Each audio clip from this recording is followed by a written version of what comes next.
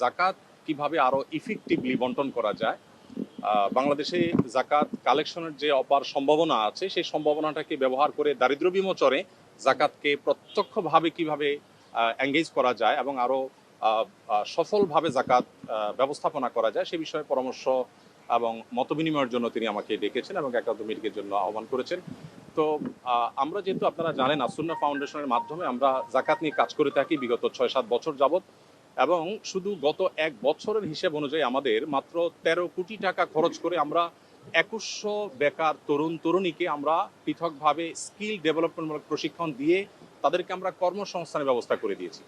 এখন আমাদের সেই ২১০০ একসময়ের বেকার তরুণরা ৪২ কোটি টাকা পার ইয়ার, তারা গত ১ বছরে তারা ৪২ কোটি টাকা কামাই করেছে। তার মানে প্রতি বছর এটা আস্তে আস্তে বাড়বে, বই কমবে না।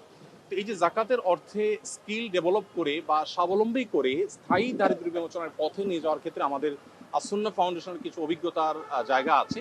সেই জায়গা থেকে আমরা কিছু পরামর্শ, কিছু মত আমরা দেওয়ার চেষ্টা করছি মাননীয় প্রধানমন্ত্রীকে, এবং সেই মতগুলো তিনি শুনে তিনি খুবই খুশি হলেন এবং তিনি আমাদেরকে মাননীয় মন্ত্রী ধর্মমন্ত্রী মহোদয়কে এবং অন্যদেরকে সংশ্লিষ্টদেরকে নির্দেশ দিয়েছেন যে যেন জাকাত নিয়ে সরকারের জায়গা থেকে আরো ইফেক্টিভলি কিভাবে জাকাত বন্টনকে আরো সুশৃঙ্খলভাবে করা যায় এবং আরো ইফেক্টিভলি করা যায় সেই সম্ভাবনাগুলোকে খুঁজে বের করার জন্য তিনি নির্দেশ দিয়েছেন।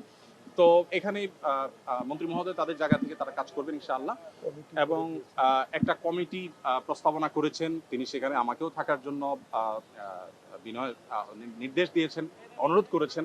আমি ওনাকে বিনয়ের সাথে যদিও বলেছি যে এখানে বেতনের খতিব আছেন, আরো অনেকে আছেন, তারপরেও তার একান্ত অনুরোধে ইনশাআল্লাহ আমি হয়তো থাকার চেষ্টা করব। দিন শেষে মূলত আমি আমার জায়গা থেকে যে প্রস্তাবনাটা দিয়েছি সেটা হলো যে এখন যেভাবে মানুষ যার যার মতো জাকাত দিচ্ছে এটা তো আছেই, এর পাশাপাশি চ্যারিটি প্রতিষ্ঠানগুলো যারা জাকাত কালেক্ট করছে তাদেরকে যদি একটা রেগুলেটরি জায়গা থেকে গভর্নমেন্ট যদি কিছু পলিসি করে দেয় এবং কে কতটা ইফেক্টিভলি কাজ করছে এটা একটা কম্পিটিশন যদি তৈরি করে দেয়, শুধুমাত্র ওআইসিভুক্ত দেশগুলোতে যেই পরিমাণ জাকাত হয় সেটার পরিমাণ হলো $৬০০ বিলিয়ন, ৪৫ লক্ষ কোটি টাকা পার ইয়ার শুধুমাত্র ওআইসিভুক্ত দেশগুলোতে জাকাত হয়। আমাদের দেশে সেই জাকাতের টাকা আনার কোনো প্রপার ওয়ে সেভাবে নাই। তো আমরা প্রস্তাবনা দিয়েছি যে যদি সেটাকে আনার ব্যবস্থা করা হয় তাহলে আমাদের জাতীয় অর্থনীতিতে এটা ব্যাপক ভূমিকা রাখবে ইনশাআল্লাহ, এবং সেই সাথে দরিদ্রকে সাময়িক কিছু টাকা পয়সা দিয়ে তার দারিদ্র্য আসলে দূর করা যায় না, বরং তাকে আইদার স্কিল ডেভেলপ করে দেওয়া আর না হয় তাকে স্বাবলম্বী করার কোনো একটা প্রসেসে যাওয়া, যেটা আমরা আসুন্না থেকে করছি।